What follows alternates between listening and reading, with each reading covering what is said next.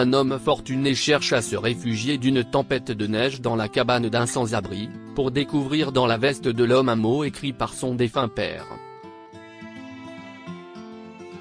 John Hawkes, 35 ans, avait tout. Il était riche.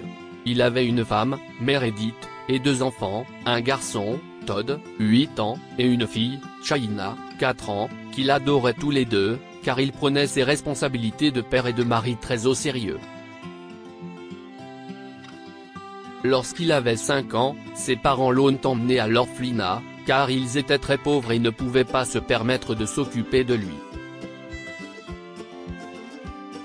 Il se souvient encore des paroles de son père, « Nous reviendrons bientôt te chercher ». Ils ont dit à l'homme responsable de l'orphelinat qu'ils reviendraient certainement chercher leur fils après avoir gagné de l'argent, alors il leur a promis de ne pas faire adopter le garçon. La journée a été longue pour John, à qui ses parents manquaient terriblement.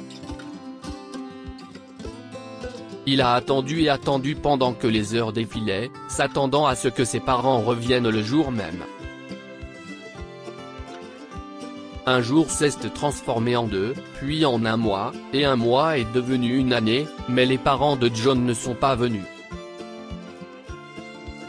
Il a donc été élevé dans un orphelinat, mais il n'a jamais oublié la déception qu'il a subie de la part de ses parents, si est-il pourquoi il s'est promis d'être un meilleur parent. John était un enfant très intelligent, et il a pris ses études très au sérieux jusqu'à ce qu'il termine l'école et entre au collège. Après cela, il a trouvé un bon emploi dans une entreprise technologique qui le payait bien et lui offrait également de brillantes opportunités pour progresser dans sa carrière. Un jour, à midi, il rentrait chez lui depuis son bureau, qui se trouvait à 60 km, lorsque l'état d'urgence a été déclaré en raison d'une énorme tempête de neige qui rendait la conduite impossible. John, qui avait obtenu la permission de son patron de quitter le travail plus tôt, a décidé d'ignorer les avertissements en raison de la fête d'anniversaire de son fils. « Je ne le décevrai pas comme mes parents l'ont fait pour moi », s'est-il dit. Il savait à quel point son fils attendait son anniversaire avec impatience, et il lui avait promis d'être là pour le fêter avec lui. Ils avaient même des costumes assortis qu'ils devaient porter, et il n'allait pas laisser passer ça. Il a pris la route, mais une trentaine de minutes plus tard, il a dû s'arrêter, car la visibilité avait considérablement baissé.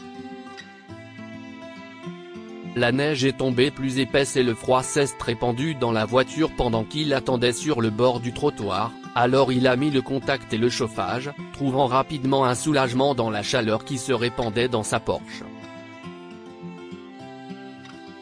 Ce soulagement n'a duré que 2 heures, soit à peu près le temps qu'il a fallu pour que son réservoir de carburant se vide, après quoi il a commencé à geler. Soudain, il a vu une petite cabane au loin entre les arbres, alors il a décidé de tenter sa chance. Il a rapidement quitté sa voiture après l'avoir sécurisée puis s'est dirigé vers la cabane. À l'intérieur, il a rencontré un pauvre sans-abri en haillons qui s'est présenté comme Simon. L'intérieur était très sale, et il faisait également très froid. « Puis-je vous demander un abri ? Il neige à verse ici », a-t-il demandé. « Bien sûr », dit l'homme et il lui donna rapidement beaucoup de vieux vêtements chauds en loques et des couvertures qu'il pouvait utiliser pour se réchauffer. John était réticent à les utiliser, mais il n'avait pas le choix car il avait très froid. Il y a toujours beaucoup de neige à cette époque de l'année, dit l'homme en entretenant un petit feu au milieu de la cabane. Je sais, j'étais aussi au courant de la tempête mais j'espérais la dépasser puisque j'ai une voiture assez rapide, dit John. Je suppose qu'elle n'a pas été à la hauteur des attentes. Vous devriez être plus prudent, dit Simon. je dois être à la maison pour mon fils. Si est son anniversaire aujourd'hui et j'ai promis d'être là, je ne veux pas le décevoir, a déclaré John. Un père aimant, si est bien de le savoir. Vous devriez prendre moins de risques cependant pour qu'il ne vous perde pas si tôt. Cette réflexion a dégrisé John, et ils se sont tous demeurés dans le silence. Comme les minutes s'étiraient, John a mis ses mains dans la vieille veste de Simon pour les réchauffer et en ressort une feuille de papier.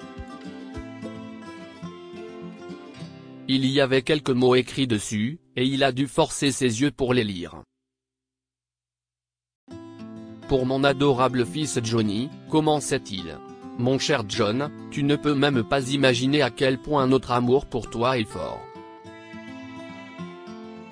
Nous n'avons pas d'argent pour prendre soin de toi, alors nous avons décidé de t'emmener à l'orphelinat et de gagner un peu d'argent. Nous avons trouvé un emploi à la scierie dans la forêt près de notre ville. Aujourd'hui, nous revenions de la scierie à la cabane où nous passions nos nuits. Mais soudain, la neige s'est mise à tomber et nous sommes restés bloqués dans la forêt. Nous sommes gelés, mon fils, et je pense que nous ne te reverrons jamais. Nous ne voulions pas te quitter, nous voulions juste te rendre heureux. Sois fort, John. Je vais laisser ce mot à ton oncle, Simon. Il est parti chercher de l'aide, mais je ne pense pas qu'il sera de retour à temps. Je sais qu'il prendra soin de toi. Ton papa et ta maman qui t'aiment. John a pleuré en finissant de lire la lettre et quand il a levé les yeux, il a trouvé Simon qui le regardait bizarrement. « Vous allez bien, jeune homme ?» demanda Simon. « Vous avez besoin de quelque chose ?»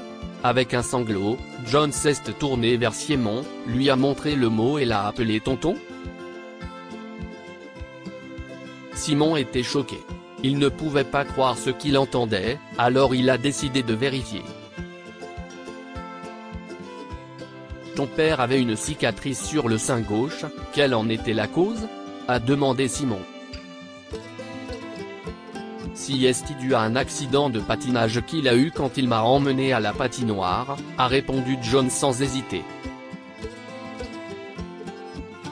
Cela confirmait que John était bien son parent de sang. Tes parents vivaient avec moi dans cette même cabane et ils travaillaient ensemble à la scierie. Je suis désolé pour ce qui s'est passé John, je ne pourrai jamais me le pardonner.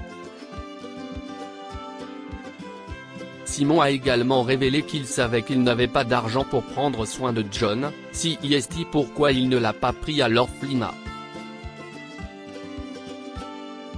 Toutes ces années, il est resté dans sa hutte, et la seule fois où il est sorti, c'était pour trouver de la nourriture. Le lendemain matin, ils sont allés ensemble en ville, et John a proposé à Simon de commencer à vivre avec sa famille.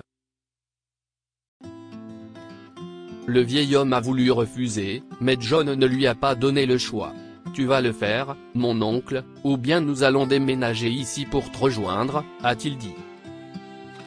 « Je ne suis peut-être plus capable de m'occuper de mes parents, mais je m'occuperai de toi. » Dès lors, John s'est occupé de son oncle, car il était la seule famille qui lui restait. Quoi avons-nous retiré de cette histoire? Tout le monde peut réussir. John a perdu ses parents et a été marqué émotionnellement dans le processus, mais cela ne l'a pas empêché d'atteindre de grands sommets. Il a travaillé dur et a réussi à faire quelque chose de sa vie. Ne laissez pas le passé décider de l'avenir. John a été déçu par ses propres parents, mais heureusement pour ses enfants, il a décidé qu'il ne ressentirait pas cela et a fait en sorte qu'il en soit ainsi. Partagez cette histoire avec vos amis. Elle pourrait égayer leur journée et les inspirer. Si vous avez aimé cette histoire, vous aimerez peut-être celle d'un fils qui prend sa mère dans ses bras pour la première fois depuis qu'elle l'a laissé à l'adoption, il y a plus de 50 ans.